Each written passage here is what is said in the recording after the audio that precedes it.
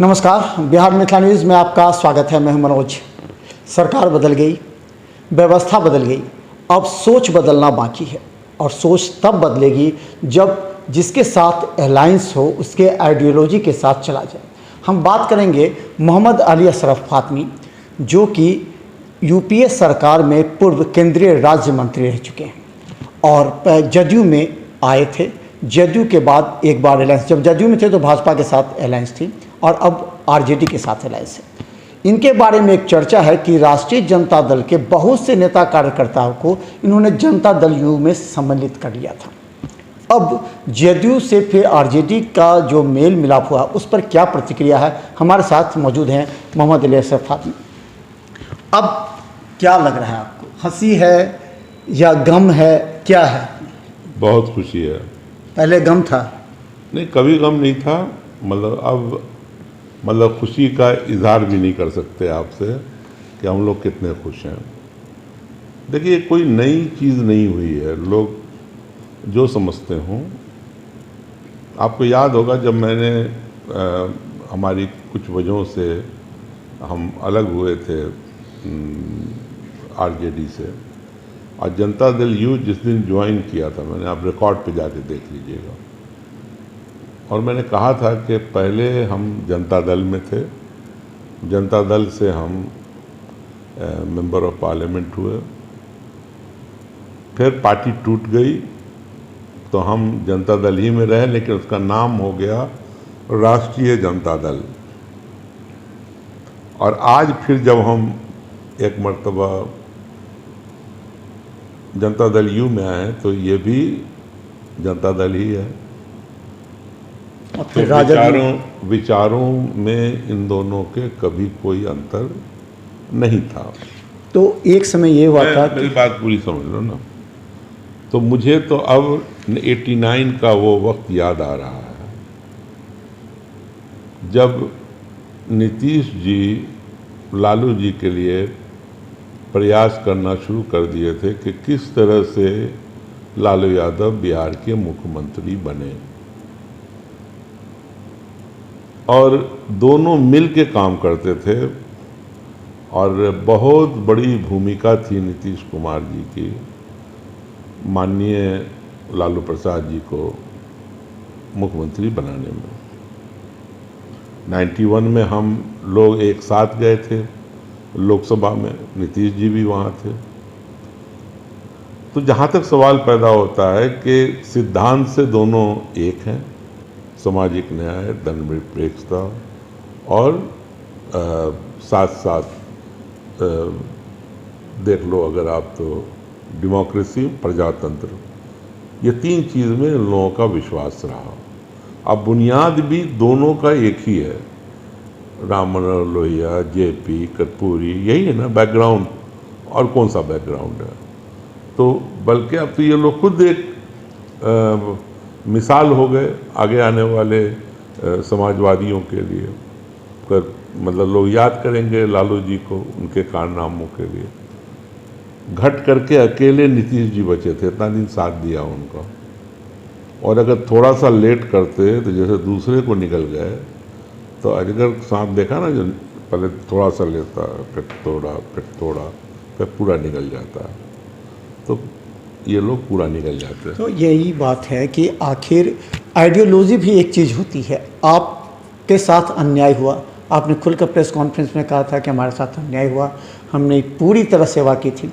उसके बाद आप जनता दल यूनाइटेड की तरफ मुड़े हैं, तो जनता को उस समय काफ़ी दुख हुआ कि जब आपने इतनी जीवन भर काम किया राष्ट्रीय जनता दल में, आप विमुख हो गए उससे, आपको टिकट नहीं मिला, आप कितने परेशान हो गए थे उस समय। तो क्या लगता है कि ये आइडियोलॉजी एक बार फिर, क्योंकि अब ये तय हो गया कि आपको आने वाले लोकसभा चुनाव में टिकट अवश्य मिल सकता है, राष्ट्रीय जनता दल और जदयू का गठबंधन है, लेकिन आइडियोलॉजी कहाँ गई है? देखिए, टिकट का फैसला फिर करेगी पार्टी, करेगी, दोनों पार्टी बैठ के करेगी। इसमें कांग्रेस भी है, तो टिकट किसको होगा उसकी प्रॉब्लम अभी नहीं है। अभी जहाँ तक सवाल पैदा होता है कि ये जो दोनों एक सिद्धांती पे चलने वाले लोग हैं, एक हुए हैं, तो ये बहुत बड़ी सिर्फ बिहार राज्य के लिए नहीं, ये पूरे मुल्क के लिए, आगे आने वाली जो राजनीति होने वाली है देश की, ये उसके लिए बहुत बड़ी बात हुई है।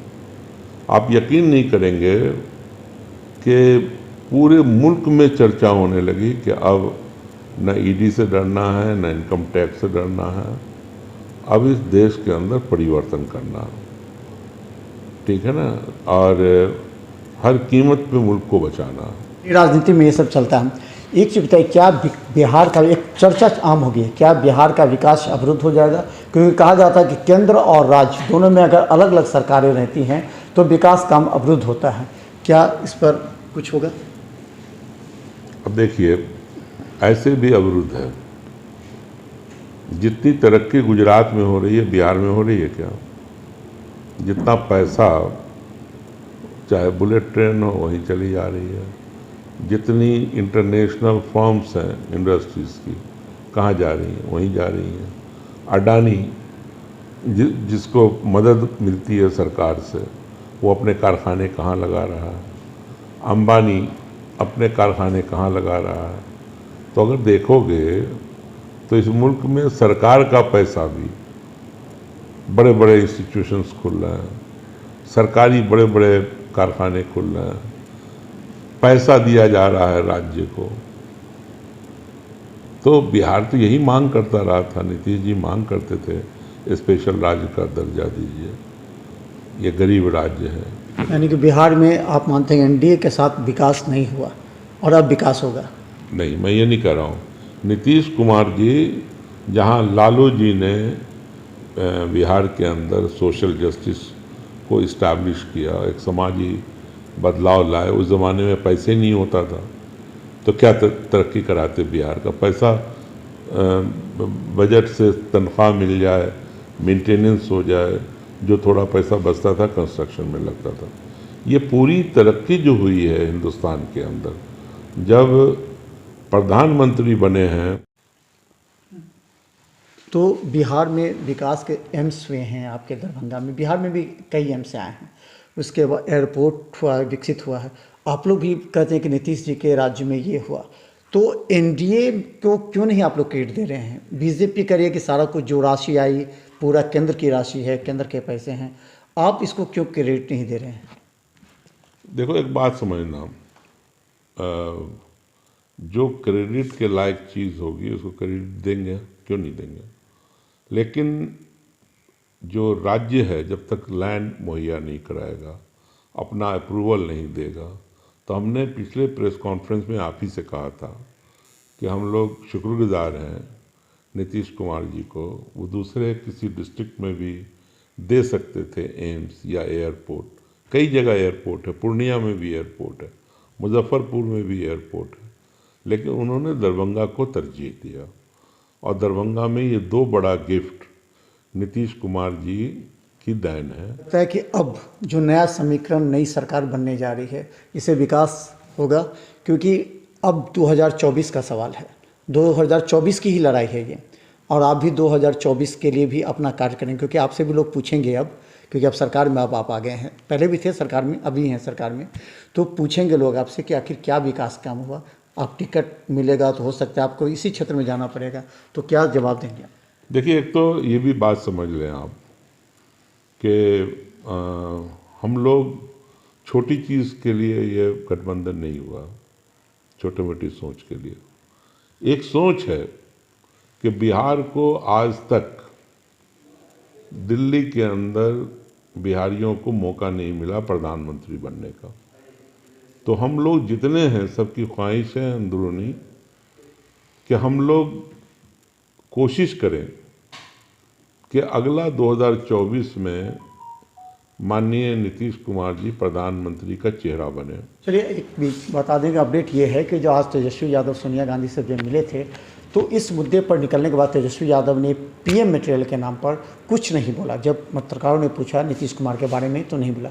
ये माना जा रहा है कि अभी 2024 तक राष्ट्रीय जनता दल खुलकर नीतीश कुमार को इसमें प्रोजेक्ट नहीं करती, क्योंकि उन्हें कांग्रेस के विरोध का सामना करना पड़ रहा है। अब सवाल एक ये है कि क्या अब अंतिम दो सवाल, लोगों में एक शंका है क्या नीतीश जी 24 तक 25 तक रहेंगे साथ में, या फिर कभी इस तरह जो आ रहे हैं लोगों का विश्वास टूट रहा है, कभी राजद से गठबंधन, फिर भाजपा से गठबंधन, फिर राजद, तो ये क्या आप गारंटी रख सकते हैं इस बात? देखो, एक बात समझ लेना, एक तो ये अभी एजेंडा में नहीं है पूरे यूपीए के देश के अंदर कि अगला प्रधानमंत्री कौन होगा। हाँ, जनता दल यू का एजेंडा है, बिहार का एजेंडा है कि ये आदमी इसमें पीएम मटेरियल है और हम लोग इनको प्रोजेक्ट करें। राष्ट्रीय जनता दल का एजेंडा नहीं है। राष्ट्रीय जनता दल का एजेंडा था बिहार की सरकार बनाना, बन गई, लेकिन देश का प्रधानमंत्री कौन होगा ये बिहार में तय नहीं होगा, ये दिल्ली में तय होगा। यूपीए और जितने विपक्ष की पार्टियां हैं मुल्क की, वो बैठ के तय करें। पैदा होता आपने कहा कि ये लोग 24-25, अब भूल जाइए, सारी कहानी ख़त्म हो गई। आपने चचा और भतीजे का प्यार देख लिया होगा स्टेज पे। फिर प्यार टूटा तो देखो, सुनो, अविश्वास लोगों में है, एक तो मानना पड़ेगा। वो अविश्वास भारतीय जनता पार्टी के लोगों में है, वो उसको दिखाना चाहते हैं, बोलना चाहते हैं। उन दोनों नेताओं में या दोनों पार्टी के किसी लीडर के अंदर कोई अविश्वास नहीं है, सभी एकदम दिल से साथ में हैं। और आगे आप देखना, ऐसे ऐसे काम होंगे और इतना बड़ी न्यूज़ मिलेगी आपको जल्दी कि आपको समझ में आ जाएगा कि दोनों कैसे एक हैं। तो धन्यवाद मोहम्मद अली अशरफ फातमी। ये राष्ट्रीय जनता दल और जनता दल यू के गठबंधन के बाद मोहम्मद अली अशरफ फातमी के चेहरे कुछ अधिक खिल रहे हैं। अब सवाल ये है कि क्या 2024 के सामने की तैयारी इन्होंने अभी से प्रारंभ कर दी है, लेकिन जनता में अभी भी इसको लेकर के शक है कि आने वाले एक साल में क्या नीतीश जी का जो स्टैंड है वो कायम रहेगा या फिर बदलेगा, क्योंकि अभी भी कई तरह की गलतफहमियां पैदा हो रही है, क्योंकि कांग्रेस अभी भी पीएम मटेरियल मानने के लिए तैयार नहीं है और राजद इसमें समर्थन नहीं कर रही है। तो आने वाले समय में राजनीतिक उठापटक और भी हो सकती है, लोगों का कहना है। तो हम आपको दिखाएंगे जनता ओपिनियन, क्या जनता कह रही है दरभंगा की कि आखिर इस बदलाव से क्या असर पड़ेगा विकास पर।